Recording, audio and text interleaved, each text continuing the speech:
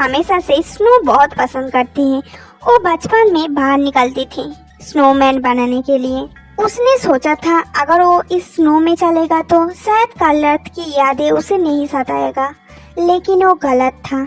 उसके मन उसे दर्द देना पसंद करता है। वो बस दिल में दर्द लेकर पागलों की तरह चले जा रहा था। इतनी खूबसूरत सा नज़ारा, ये प्यारी सी कॉटन कैंडी जैसी स्नो, अगर वो ऐसी हालत में नहीं होती तो शायद यहाँ पर खड़ी होकर तस्वीरें ले रही होती। लेकिन अभी उसके ये शौक भी उसे बचकाना लग रहा है। तियोंग अभी तक किसी से भी बात नहीं किया है, जबकि वो जिमिन से वादा किया था वो सुबह उसके साथ इस बारे में बात करेगी। लेकिन जब सुगा और जिमिना सो रहे थे तब ते उनके कमरे से चुपके से निकल आते हैं और फिर वो अपने कमरे में जाकर जंगोक के बुखार चेक करते हैं और उनके लिए दवाई और चिट्ठियां रख के वो वहाँ से निकल आते हैं। बात करने से चीजें सॉल्व होती है, लेकिन कभी कभी ये बात करना ही बहुत मुश्किल हो जाती है। तियोंग को पता है वो सब क्या बोलेगी। जे ही जा चुका है, तुम अब जंगुक के साथ हो, वो तुमसे प्यार करता है और भी ऐसे ही बहुत कुछ। हाँ ये सच है, जेही अब हमारे बीच नहीं है, लेकिन जंगुक के जेही के प्रति जो चाहत थी, जो उत्सुकता थी, जो बेचैनी थी, जंगुक सच में जेही से बहुत प्यार करता है। तियोंग एक बेंच पे जाकर बैठ जाती है। तभी उसके फोन बजने लगता है। तियोंग थोड़ा घबरा जाता है और वो आशा करते ये जंगुक के कॉल ना हो, क्योंकि वो अभी उसके साथ बात करना नहीं चाहते हैं। तियोंग अपना फोन हाथ में लेता है और स्क्रीन पर नाम देखकर वो थोड़ा हैरान हो जाते हैं, लेकिन वो खुश भी होता है क्योंकि ये जंगुक नहीं था। हेलो, हे ते, ये मैं हूँ।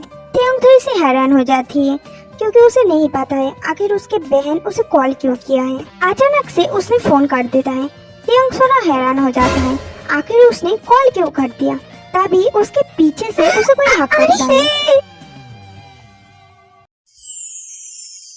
वो पीछे से ते के पास आकर बैठ जाती है। तुम कब से बाहर आने लगे हो? अभी स्नोफॉल हो रही है, मुझे स्नोमैन बनाना पसंद है। क्या? लेकिन तुम तो पहले कभी ऐसे नहीं बनाते थे। जब तुम बाहर जाते थे और स्नो लेकर खेलते थे तब मेरा भी मन करती थी मैं बाहर जाऊं और तुम्हारे साथ खेलूं, लेकिन जब तुम बाहर जाते थे तब मॉम इसे लेकर बहुत नाराज होती थी, इसलिए मैं डरता था कहीं मॉम मुझसे भी नाराज न हो जाए। पहले कभी भी तियोंग अपनी बहन को ऐसे नहीं देखा है। क्या हुआ हेदी? मुझे नहीं पता थी, मैं तुम्हें इतनी मिस करूंगी। वो तियोंग को हक करते हैं और रोने लगता है।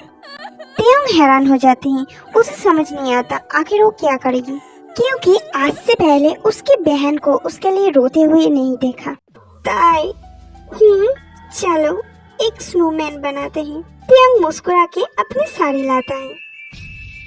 तियोंग खड़ा होने ही वाला होता है तभी वो घबरा जाती है और आसपास देखने लगती है। क्या हुआ ते? तुम यहाँ पर अकेले हो? यहाँ पर कोई गार्ड नहीं है ना? मैं चुपके से बाहर निकल आई हूँ, मॉम डैड को इस बारे में कुछ भी नहीं पता। क्या?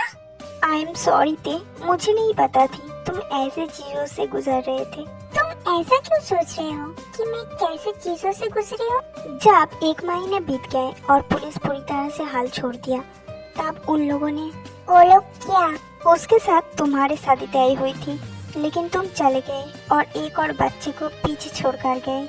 अब वो लोग मेरे साथ उसे जोड़ दिया है।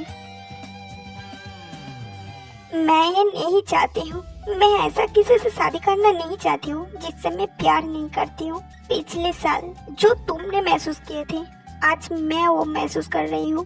वो लोग ऐसा कैसे कर सकता है? आई एम सॉरी थे, मैं हमेशा मॉम डैड को सपोर्ट किया है, मैं तुम्हारी फीलिंग्स को कभी नहीं समझा। तुम दोबारा वापस नहीं जाओगे। तुम क्या कहना चाहते हो? मैं तुम्हें दोबारा वहाँ वापस जाने नहीं दूंगी। जब मैंने तुमसे कहा था वो मेरा मर्जी के बिना मुझे टच करता है, तब मैंने झूठ नहीं कही थी। जब मैंने तुमसे कही थी उसकी बातें घिनौनी आई, तब मैंने तुमसे झूठ नहीं कही थी। मैं उससे नफरत करती हूँ। और मैं ऐसे घिनौना इंसान के साथ तुम्हारी शादी कभी नहीं होने दूंगी। लेकिन मैं कहाँ रहूंगी तुम्हारे साथ?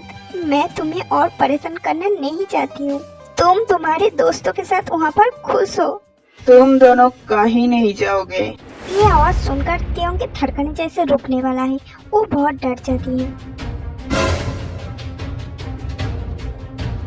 भूगम, मैंने तुम्हें बहुत मिस किया है बेबी।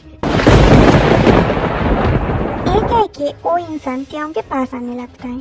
त्यों जैसे वहाँ पर जम गया है। वो भागना तो चाहते है लेकिन उसके पैर नहीं हिल रहा है। वो बहुत डर गई है और डर के मारे कांपने लगते हैं।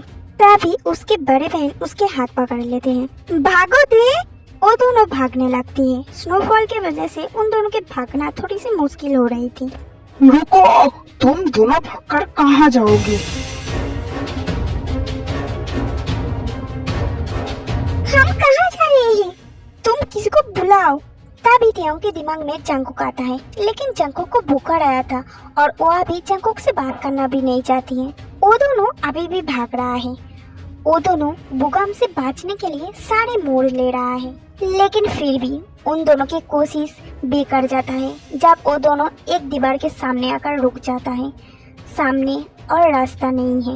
वो दोनों पीछे भागना चाहती थी लेकिन पीछे बुगाम खड़ा था और उसके साथ उसके गार्ड भी था।